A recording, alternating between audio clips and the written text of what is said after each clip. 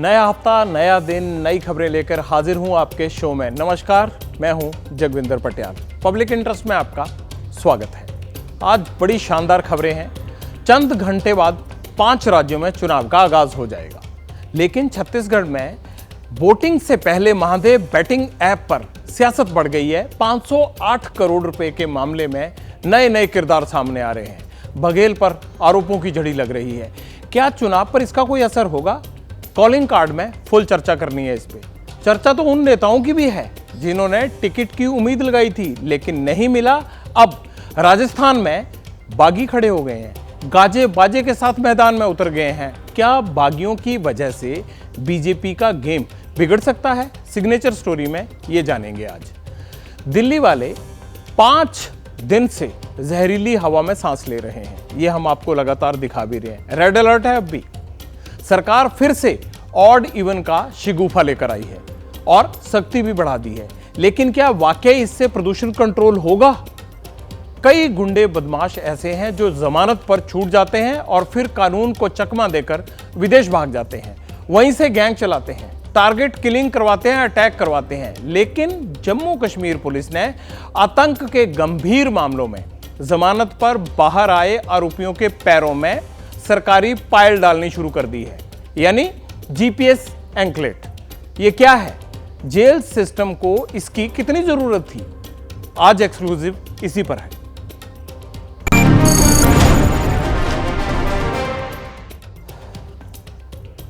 इन सारी बड़ी खबरों से पहले आप हमेशा पब्लिक इंटरेस्ट में जैसे रैपिड राउंड में देश विदेश की बड़ी खबरें देखते हैं, वो देख लीजिए।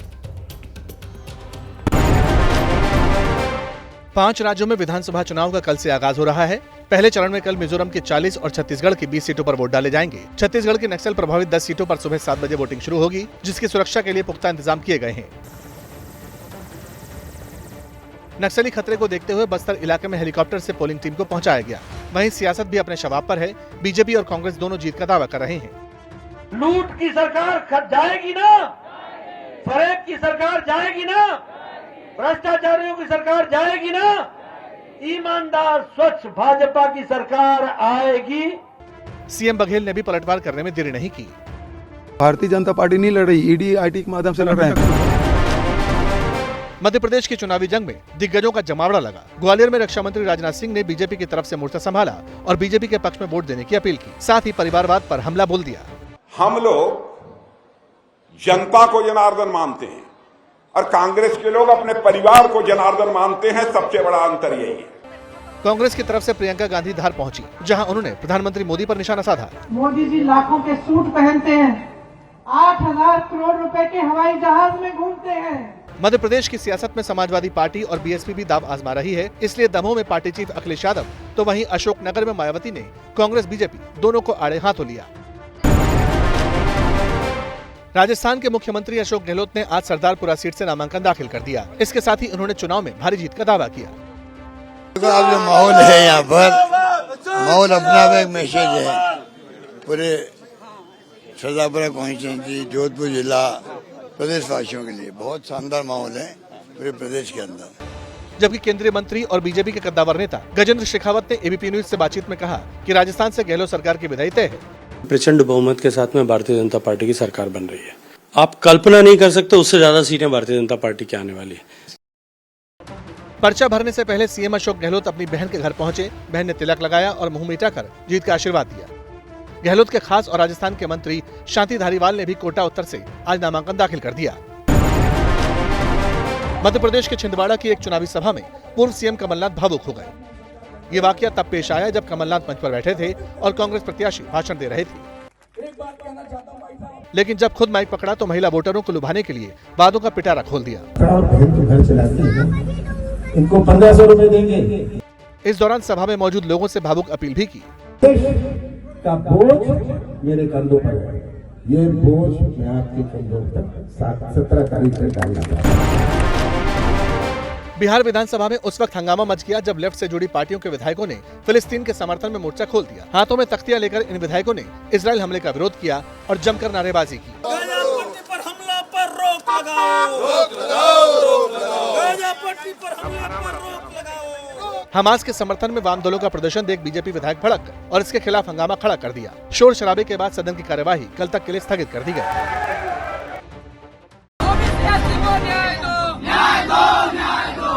लखनऊ में 69,000 शिक्षक भर्ती मामले को लेकर दलित अभ्यर्थियों ने आज जमकर प्रोटेस्ट किया। अपनी मांगों को लेकर यूपी बीजेपी ऑफिस के बाहर जुटे अभ्यर्थियों ने योगी सरकार के खिलाफ नारेबाजी की। योगी जी तुम्हें देना होगा, देना होगा, देना होगा। योगी जी तुम्हें देना होगा, देना होगा, देना होगा। अभ्यर्थियों का दावा है कि साल 2022 के विधानसभा चुनाव के दौरान योगी सरकार ने नियुक्ति पत्र देने का आश्वासन दिया था।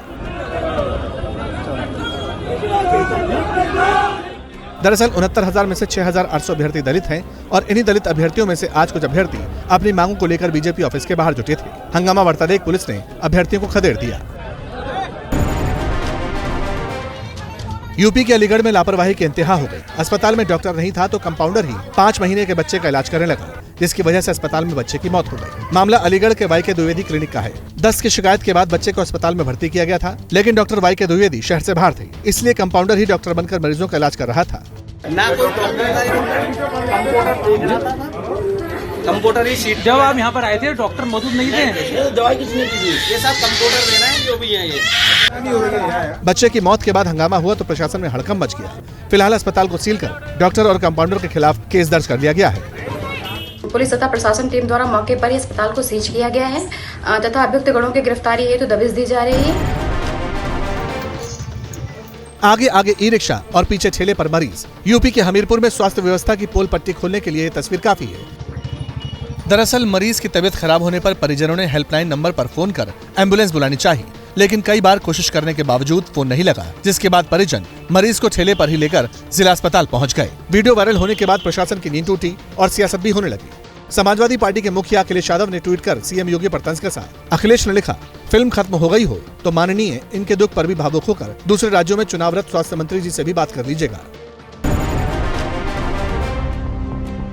नोएडा में सांप के जहर की सप्लाई मामले में यूट्यूबर एल्विश यादव की भूमिका की जांच कर रहे सब इंस्पेक्टर संदीप चौधरी का तबादला कर पुलिस लाइन में भेज दिया गया है। नोएडा पुलिस के मुताबिक सेक्टर 49 थाना प्रभारी संदीप चौधरी क्षेत्र में अपराध पर प्रभावी रूप से नियंत्रण नहीं लगा पा रहे थे। सूत्रों के मुताबिक मामले को सेक्टर 49 की जगह सेक्टर 20 थाने में ट्रांसफर भी किया गया है। साथ ही स्पॉट से जो 20 ml जहर मिला था उसकी फॉरेंसिक रिपोर्ट का इंतजार किया जा रहा है।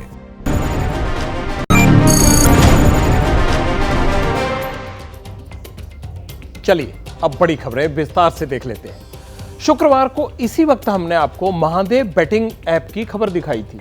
तब ईडी ने कहा था कि छत्तीसगढ़ के सीएम भूपेश बघेल को ऑनलाइन ऐप से 508 करोड़ रुपए मिले हैं। अब इस खुलासे में एक नया किरदार सामने आ गया है। उसकी बातें सुनने से पहले हम महादेव बेटिंग ऐप को लेकर नई हलचल क्या हुई है वो दिखा देते हैं। उस पर गौर कीजिएगा कि कैसे 22 ऐप, जिनमें कि महादेव ऐप भी एक है, उन पर प्रतिबंध लगा दिया है सरकार ने। ये बंद कर दिए गए हैं सारे। सट्टेबाजी के इस गोरख धंधे में सबसे पहले एक जूस वाले का नाम आया जिसका नाम था सौरभ चंद्राकर, लेकिन अब इसका कनेक्शन सीधा दुबई से जुड़ गया है।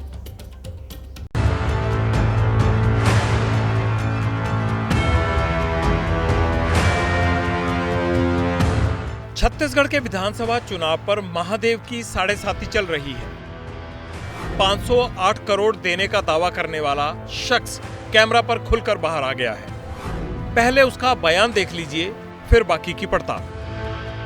महादेव बुक का ओनर मैं ही हूँ। ये तो बहुत ही छोटे से काम चालू हुआ था, उसके बाद धीरे धीरे काम बढ़ता गया। अब काम बढ़ता गया, उसके बाद हमारा लाइफस्टाइल भी चेंज होता गया क्योंकि पैसा बहुत आ रहे थे। 8 मिनट का ये वो ऑडियो बयान है जो शुभम सोनी ने दुबई से जारी किया। शुभम खुद को महादेव बेटिंग ऐप का मालिक बताता है। शुभम के इस बयान में जो बड़े खुलासे हुए, पहले उन पर गौर कीजिए। मैं सितंबर 2020 में दुबई आया।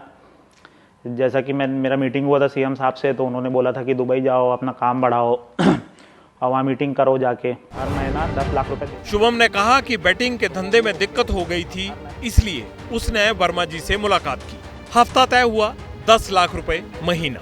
लेकिन एबीपी न्यूज से बातचीत में विनोद वर्मा ने आरोपों को बेबुनियाद बताया।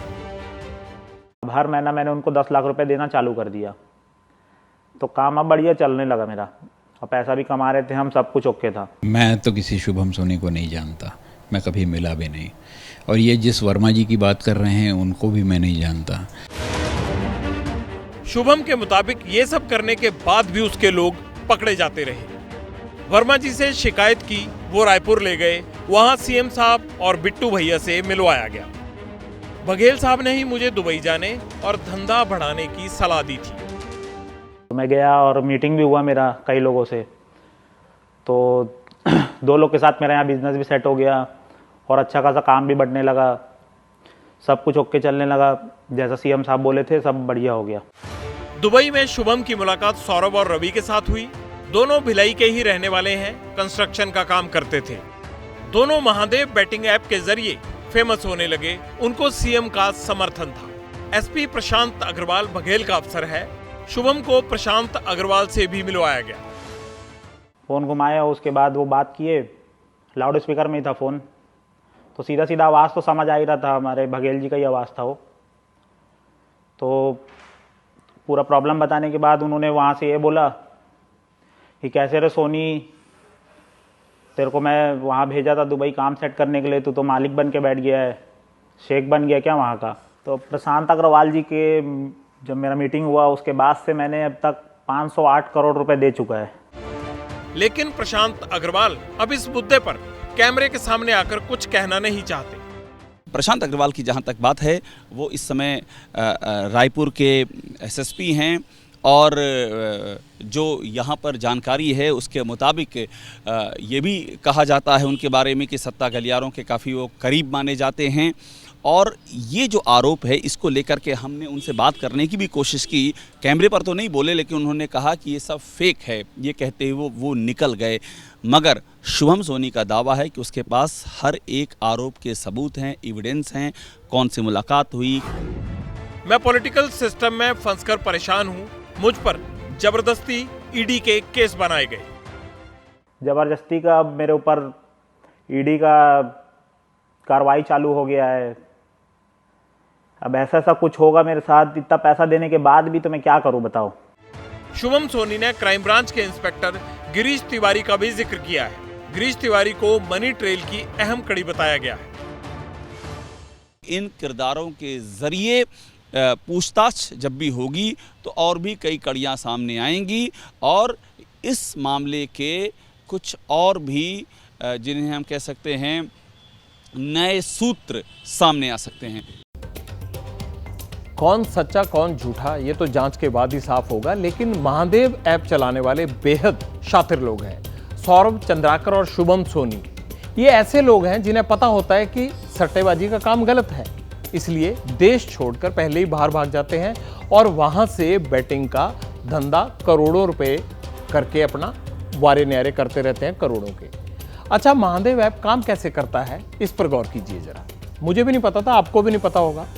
महादेव ऐप एक बैटिंग के लिए संपर्क करने का सिर्फ जरिया होता है व्हाट्सएप। बैटिंग करने वालों को महादेव ऐप वाले 2 अलग अलग नंबर देते हैं। एक नंबर से पैसे डालने और बैटिंग करने के लिए पॉइंट मिलते हैं, तो दूसरा होता है उन पॉइंट्स को पैसों में बदलकर ग्राहक के खातों में भेज दिया जाता है, जिसके जरिए पैसे जिस खाते में जाते हैं वो बेनामी होता है। जिस खाते से पैसे आते हैं उसका भी कुछ अता पता नहीं होता, सब 2 नंबर का काम होता है। सट्टेबाजी से आए पैसे विदेशी खातों में ट्रांसफर हो जाते हैं।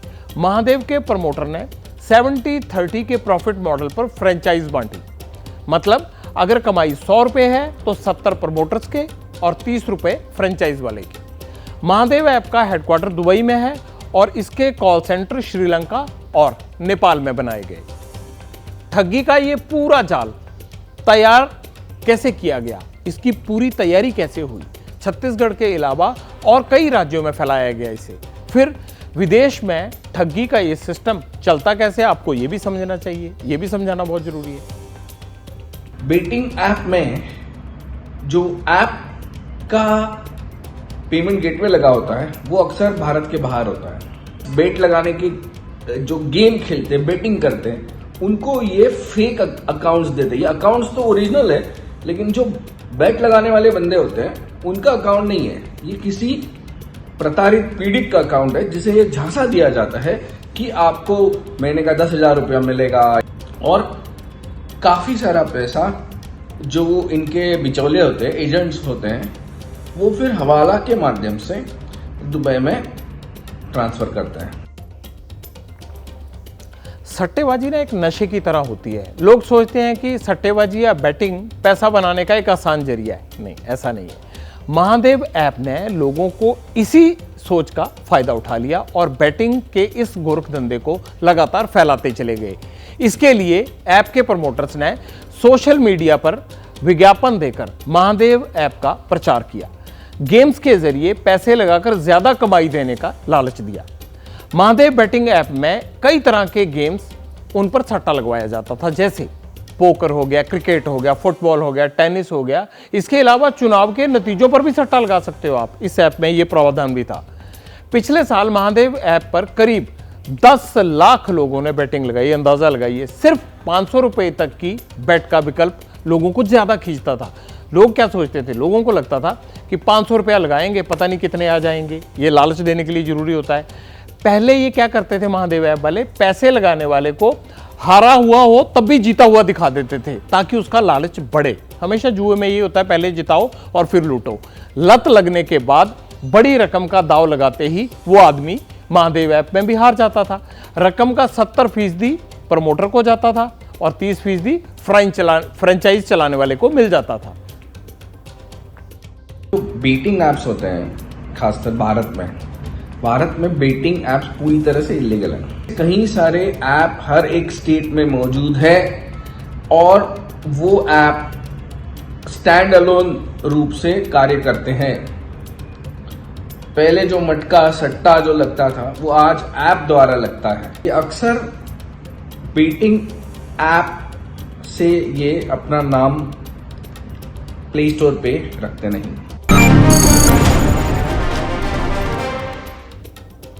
अच्छा, एक सवाल है, अगर ये ऐप गैर कानूनी था तो अब तक चल कैसे रहा था?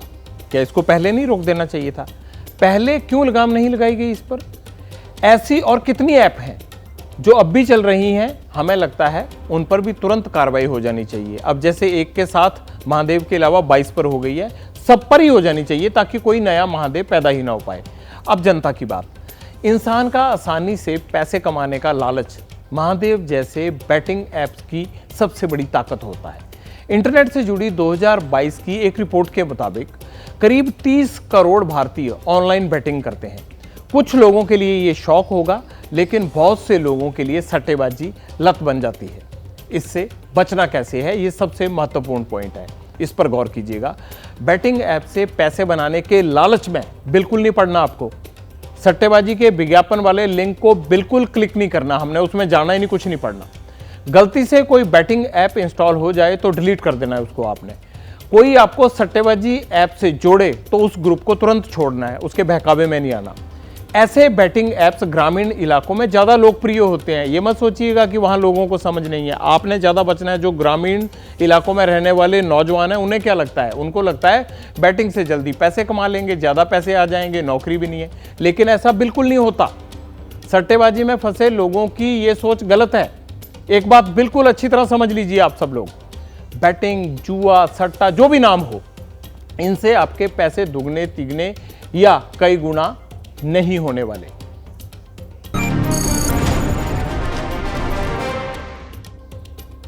सट्टा तो चुनाव पर भी लगता है, लेकिन अब तो चुनाव शुरू होने वाला है। नेता नामांकन दाखिल कर चुके हैं। राजस्थान में तो हालत यह है कि कई नेताओं को जब टिकट नहीं मिला तो उन्होंने अपनी ही पार्टी के खिलाफ बगावत का ऐलान कर दिया।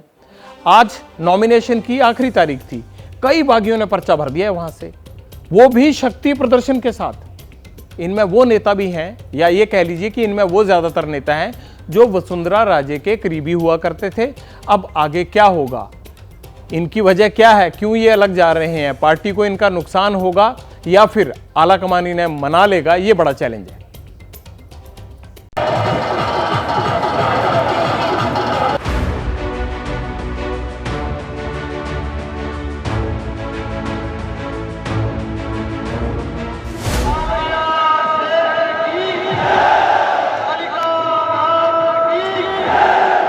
चुनावी रथ लेकर नेताजी जनता के बीच पहुंचे।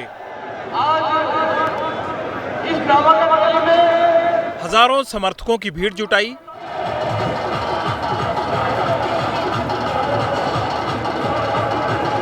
शक्ति प्रदर्शन किया और इसी तरह गाजे बाजे के साथ पहुंच गए नामांकन भरने। चित्तौड़गढ़ के सिटिंग एमएलए चंद्रभान सिंह आक्या कल तक वसुंधरा राजे और पार्टी के वफादार थे, लेकिन इस बार टिकट नहीं मिला तो बीजेपी के बागी हो गए।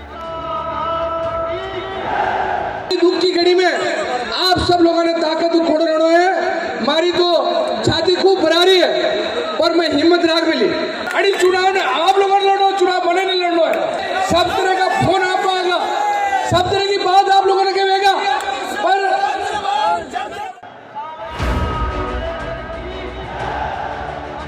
अब जालौर की सांचौर सीट पर चलते हैं। नेताजी ने मंच सजाया, भीड़ जुटाई, तालियां भी बजवाई। उम्मीद थी कि वसुंधरा के नाम पर पार्टी टिकट से नवाजेगी, लेकिन टिकट मिल गई सांसद देवजी पटेल को। इसीलिए जीवाराम बगावत पर उतर आए, निर्दलीय के तौर पर पर्चा भर दिया। छत्तीस कौम की भावना के अनुरूप उन्होंने जो आदेश दिया है उसकी पालना करूंगा और मैं चुनाव लड़ूंगा। तस्वीरें नामांकन की हैं, लेकिन मैसेज दिल्ली में बीजेपी आलाकमान तक है। ये वसुंधरा के करीबी नेताओं में शुमार यूनुस खान है। वसुंधरा सरकार में मंत्री भी रह चुके हैं, मगर इस बार नागौर के डीडवाना में गाजे बाजे के साथ पर्चा दाखिल किया, वो भी निर्दलीय। क्योंकि 2 दिन पहले आई लिस्ट में पार्टी ने इनकी जगह जितेंद्र सिंह जोधा को टिकट दे दिया था। यूनुस खान ने अपनी ताकत का एहसास करवाया और मार्च निकालकर पर्चा भर दिया। मेरे को कोई शिकायत नहीं है, लेकिन मैं ये कहूँगा मेरी तकलीफ ज़रूर है कि पिछले 5 साल में पार्टी के किसी भी पदाधिकारी ने मेरे से बात तक नहीं की। मुझे टिकट नहीं देते, कोई मुझे शिकायत भी नहीं है, लेकिन एक बार मेरे से प्यार से बात कर लेते। मैं प्यार का भूखा हूँ, मुझे प्यार चाहिए था। इस तरह आधा दर्जन से ज्यादा ऐसे नाम हैं जो वसुंधरा कैंप के नेता थे, लेकिन टिकट बंटवारे में वसुंधरा की नहीं चली, इन्हें टिकट नहीं मिला। वसुंधरा समर्थक राजपाल सिंह शेखावत जयपुर की जोटवाड़ा सीट से चुनाव मैदान में उतरे हैं। वहां से बीजेपी सांसद राज्यवर्धन सिंह राठौर को प्रत्याशी बनाया गया है। कोटा की लाडपुरा सीट पर वसुंधरा के करीबी भवानी सिंह राजावत को टिकट नहीं दिया गया, इसीलिए वो भी निर्दलीय उम्मीदवार बन गए। भीलवाड़ा की शाहपुरा सीट से कैलाश मेघवाल का टिकट कटा, वो बीजेपी उम्मीदवार के खिलाफ ताल ठोकेंगे।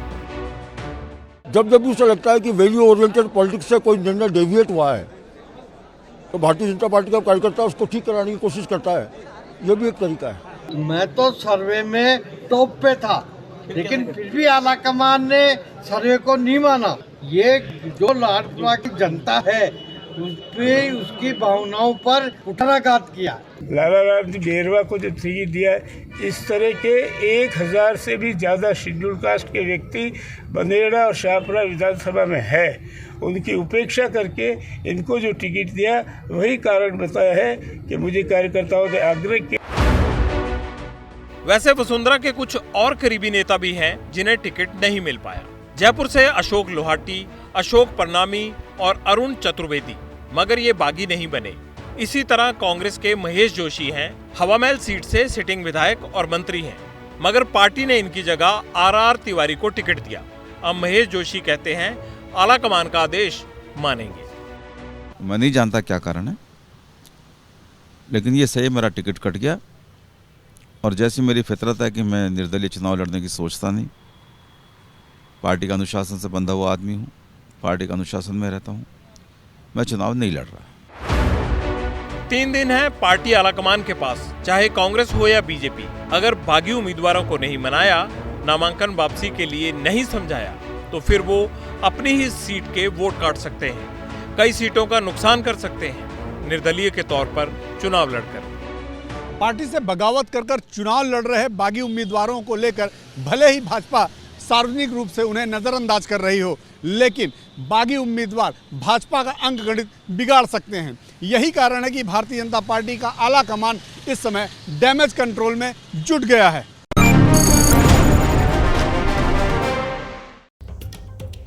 पार्टी चाहे कोई भी हो, भीतरघात, गुटबाजी और टिकट की अदला बदली ने कई बार खेल बनाए भी हैं तो कई बार बिगाड़े भी हैं। इसलिए हर पार्टी की कोशिश रहती है कि जब नामांकन अंतिम तारीख तक नामांकन जो है वापस लेने का टाइम आता है तब तक वापस करवा दिए जाएं, वरना कोई खेल हो जाता है। अब भी समस्या वही है।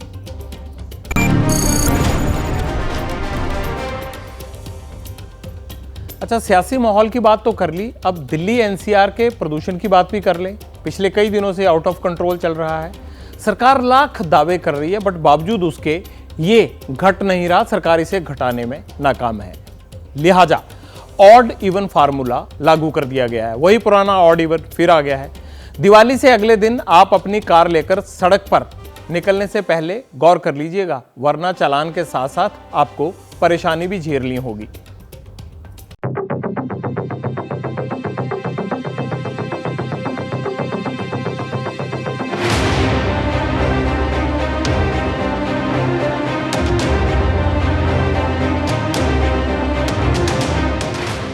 हफ्ता होने को आया, दिल्ली के आसमान में प्रदूषण की मैली चादर इसी तरह छाई हुई है। हवा में प्रदूषण का स्तर कितना है, पहले ऑन रिकॉर्ड ये सबूत देखिए, बाकी बात बाद में। पूरी दिल्ली का ओवरऑल AQI है वो 471, यानी कि दिल्ली की हवा सीवियर कैटेगरी में बनी हुई है। ये हाल है दिल्ली की आबो हवा का। बेलगाम पॉल्यूशन को कंट्रोल करने के लिए दिल्ली सरकार ने एक और घोड़ा खोला है। दिल्ली के अंदर दिवाली के अगले दिन 13 नवंबर से 20 नवंबर तक एक हफ्ते का जो है वो ऑड इवन फार्मूला जो है वो दिल्ली में जो है लागू किया जाएगा। उस एक सप्ताह के ऑड इवन की समीक्षा करके फिर आगे का निर्णय लिया जाएगा। पॉल्यूशन अगर टॉप गियर में है तो टीम केजरीवाल का कॉन्फिडेंस भी। इनके दावे और हकीकत की पड़ताल आज हमने की है और आपको दिखानी भी है। लेकिन ग्राउंड पर हालात कैसे हैं, पहले दिल्ली पुलिस का मीडिया को जारी ये बयान देखिए, जिसमें दिल्ली पुलिस आंकड़े गिनवा रही है। 1767 ट्रक रोके गए जो दूसरे राज्यों से दिल्ली में प्रवेश कर रहे थे।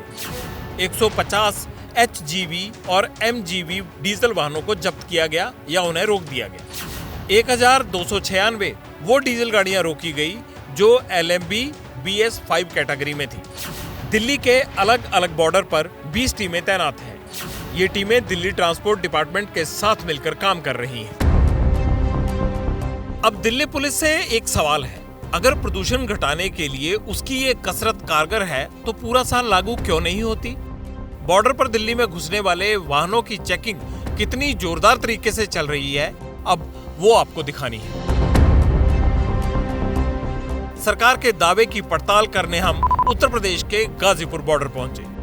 ये यूपी दिल्ली का बॉर्डर है। यहाँ से तमाम जो गाड़ियाँ हैं वो सीधे यहाँ से निकलकर राजधानी दिल्ली में प्रवेश करती हैं, लेकिन कहीं पर भी आपको कोई भी जो चेकिंग है वो आपको यहाँ पर नज़र नहीं आएगी। ये बड़ा सवाल यहाँ पर साफ तौर से सरकार के ऊपर खड़ा होता है कि सरकार की ओर से तमाम सारी जो पाबंदियाँ हैं प्रदूषण को कम करने के लिए वो भले ही लगाई जा रही हैं, लेकिन बॉर्डर पर ना ही कोई चेकिंग हो रही है, ना ही कोई अधिकारी यहाँ पर मौजूद हैं। धड़ल्ले से जो गाड़ियाँ हैं वो दिल्ली में एंटर कर रही हैं, यहाँ पर ये सुनिश्चित करने की कोई व्यवस्था नहीं है कि गाड़ी जो जा रही है वो BS3 है, BS4 है या BS6 है। ऐसे रुकेगा दिल्ली और NCR का प्रदूषण, बिना गाड़ियों को रोके। अब हम स्कूलों की पड़ताल करेंगे जो 10 तारीख तक बंद कर दिए गए हैं। 10 तारीख तक अब 6वीं, 7वीं, 8वीं, 9वीं और 11वीं की कक्षाएं भी जो है वो अब बंद रहेंगी 10 तारीख तक के लिए। 10वीं और 12वीं की जिनके बोर्ड एग्जाम्स हैं उनकी कक्षाएं जो हैं उनको अलाउ किया गया है। अब सरकार का एक और झूठ देखिए। इस बच्चे से मिलिए, नाम हसन है, 3री जमात में पढ़ता है, दम घोटू माहौल में स्कूल जा रहा है, लेकिन स्कूल तो बंद है। किस क्लास में आप पढ़ते हैं? 3rd। आपको पता है छुट्टी हो गई है? पता है, दो दिन की थी। 2 दिन की थी। अब 10 तक बढ़ा दी गई, उसके बारे में कुछ पता है आपको? नहीं पता? नहीं। उधर 2 दिन का आया था मैसेज, इधर नहीं आया। मैसेज तो अब भी देख रहा हूँ मैं, अभी मैसेज नहीं आया है। ये कहानी अकेले हसन की नहीं, दिल्ली के उत्तम नगर में और कई बच्चे भी रिक्शा पर बैठकर स्कूल जा रहे थे। घूम फिरकर सवाल वही है, क्या प्रदूषण से लड़ाई के प्लान सिर्फ कागजी चल रहे हैं या जमीन पर वास्तव में? हमारे हिसाब से कागजों में ज्यादा हैं और जमीन पर कम। यही हमारी पड़ताल में भी पता चला। दिल्ली की जनता पर अरविंद केजरीवाल की एक और मार, ऑड इवन। अगर आपने प्रदूषण रोकने के उपाय किए होते तो अरविंद केजरीवाल आपको ये दिल्ली पर एक और प्रतिबंध नहीं लगाना पड़ता।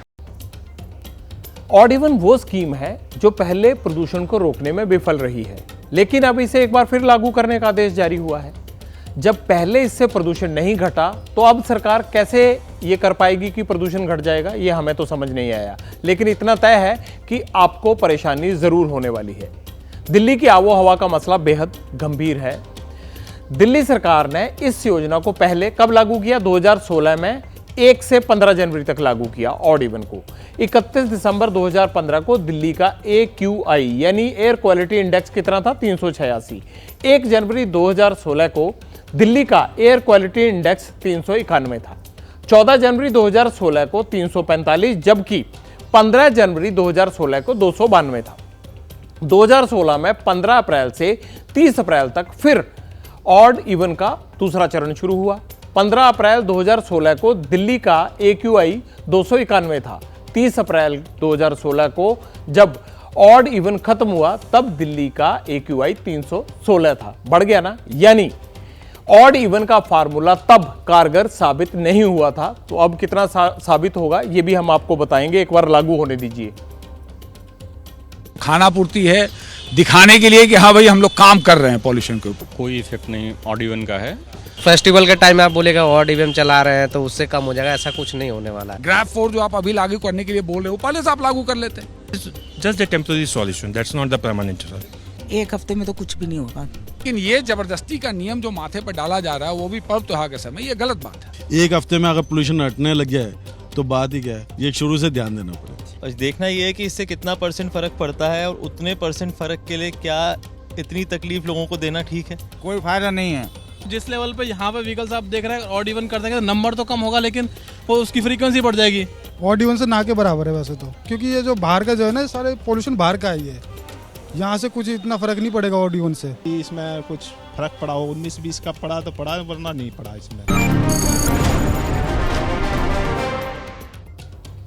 पब्लिक इंटरेस्ट में हम पिछले एक हफ्ते से लगातार इस कवरेज पर बने हुए हैं और आगे भी बने रहेंगे। दिल्ली के बाद रोज आपको दिखाएंगे कि ऑड इवन फार्मूले से हवा में कितना सुधार हुआ, क्या असर दिखा, हवा साफ हुई या नहीं हुई।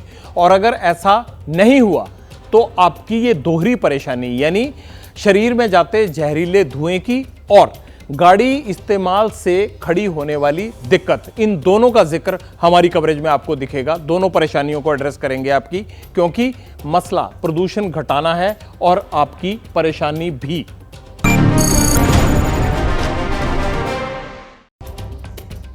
आपने नाक में नकेल डालने वाली कहावत तो सुनी होगी। खतरनाक अपराधियों के लिए कुछ ऐसी ही तैयारी जम्मू कश्मीर पुलिस ने भी की है, लेकिन नाक में नकेल डालने वाली नहीं बल्कि उनके पैरों में डिवाइस लगाने वाली। टेक्निक तैयार है, उसके बाद गंभीर अपराध वाले सभी शख्स कश्मीर पुलिस के रडार पर होंगे।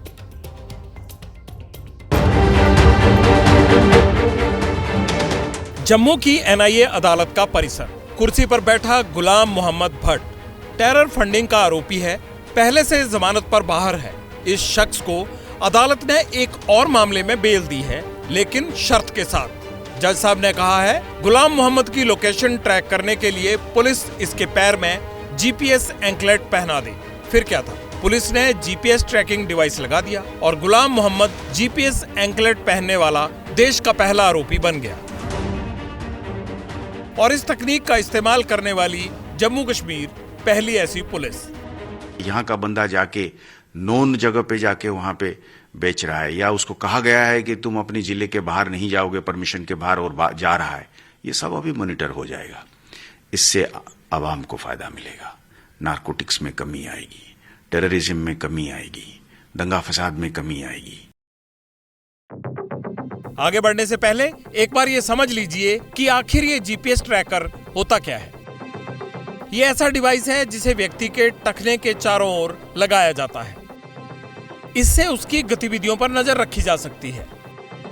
पुलिस की टेक्निकल यूनिट के अफसरों पर सर्वेलेंस का जिम्मा रहता है।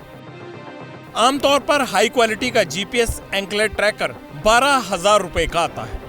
जीपीएस ट्रैकर की मदद से ऐसे अपराधियों पर नजर रखी जाएगी जो जमानत लेकर जेल से बाहर आते हैं और फिर से ऐसी गतिविधियों में शामिल होते हैं जो देश विरोधी होती है। इस काम के लिए स्पेशल इन्वेस्टिगेटिंग एजेंसी यानी एसआईए को काम सौंपा गया है और एक नया कमांड सेंटर बनाया जा रहा है जहां पे 24 घंटे ऐसे अपराधियों पर नजर रखी जाएगी। ये ट्रैकर क्यों जरूरी है? क्यों देश की और जेलों में भी कुख्यात कैदियों पर यह इस्तेमाल होना चाहिए? इसकी वजह है कई नामी आरोपी जमानत मिलने के बाद विदेश भाग जाते हैं और वहां बैठकर अपने अपराध का साम्राज्य खुलेआम चलाते रहते हैं। ऐसे कई नाम हैं। मैं पंजाब के कई गैंगस्टरों की मिसाल देता हूं। वो सभी गैंगस्टर्स विदेश से ये काम कर रहे हैं। पहला नाम लखवीर सिंह उर्फ लंडा का है, जिसे मोहाली में इंटेलिजेंस हेडक्वार्टर और तरनतारन में पुलिस थाने पर रॉकेट अटैक का आरोपी माना जाता है।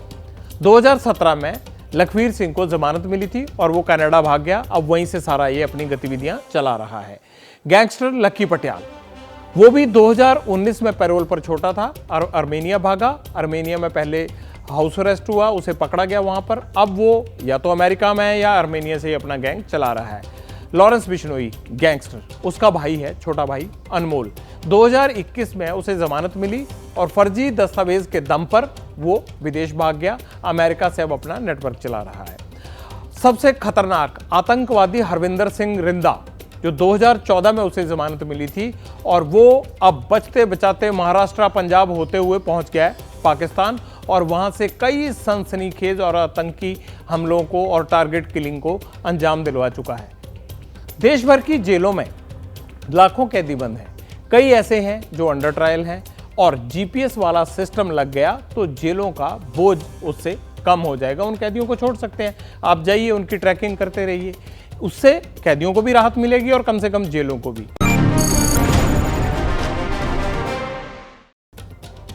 अब खबर आपको सावधान करने वाली। किसी दूसरे के चेहरे पर अभिनेत्री रश्मिका मंदाना का फोटो लगा वीडियो वायरल होने के बाद फिल्म इंडस्ट्री में हड़कंप मचा हुआ है। आर्टिफिशियल इंटेलिजेंस की जुबान में इसे डीप फेक कहते हैं, यानी चेहरा किसी और का और शरीर किसी और का। वीडियो वायरल होने के बाद अमिताभ बच्चन भी चिंतित दिखे। उन्होंने इसका शिकार कहा कि कोई भी हो सकता है। अमिताभ बच्चन ने कानूनी कार्रवाई के लिए इस वीडियो वाले मामले को स्ट्रॉन्ग केस बताया है। अपना डीप फेक वीडियो देखकर खुद रश्मिका भी डरी हुई हैं। उन्होंने साइबर सिक्योरिटी और cyber crime investigation, Cyberabad police को और महाराष्ट्र साइबर को ऑफिशियल एक्स हैंडल से इसकी शिकायत भी कर दी है। जब धीरे धीरे डीप फेक का ये पूरा मामला सोशल मीडिया पर वायरल होने लगा तो सरकार को भी इस पर जवाब देने के लिए आना पड़ा। केंद्रीय मंत्री राजीव चंद्रशेखर ने एक्स पर लिखा, सरकार डिजिटल सुरक्षा सुनिश्चित करने के लिए प्रतिबद्ध है। वाकई ही बहुत गंभीर मामला है। सब लोगों को इससे सावधान रहना चाहिए और आरोपियों को बिल्कुल बख्शना नहीं है। अब पब्लिक इंटरेस्ट में आपने हमारी खबरों पर शुक्रवार को दिया, उस पर क्या कमेंट दिए हैं? महादेव बैटिंग और सांप के जहर की तस्करी वाली खबर पर कमेंट्स आए थे, हम आपको फटाफट दिखा देते हैं। सुरेंद्र प्रताप जी लिखते हैं, आखिर राज्य सरकार और केंद्रीय सरकार क्या करती हैं जो इस तरह का महादेव ऐप चलता रहा? सुरेंद्र जी, हम भी यही सवाल पूछ रहे हैं कि ये पहले बंद क्यों नहीं हुआ है। दिनेश क्या लिखते हैं, जब से ईडी के अधिकारी पर राजस्थान में भ्रष्टाचार का आरोप लगा है तब से ईडी के अधिकारी बदले की भावना से काम कर रहे हैं। ये आपकी अपनी सोच है दिनेश जी, लेकिन हमारी सोच ये है कि आपके मुद्दे और पब्लिक को हमेशा आगे रखना है। अब मेरे जाने का टाइम हो गया। कल रात 9 बजे आपके मुद्दों के साथ, आपकी जुड़ी खबरों के साथ फिर होगी मुलाकात। आज के पूरे प्रोग्राम पर, इस शो पर कमेंट जरूर दीजिएगा। अब मुझे दीजिए इजाज़त, कल रात 9 बजे फिर मिलेंगे।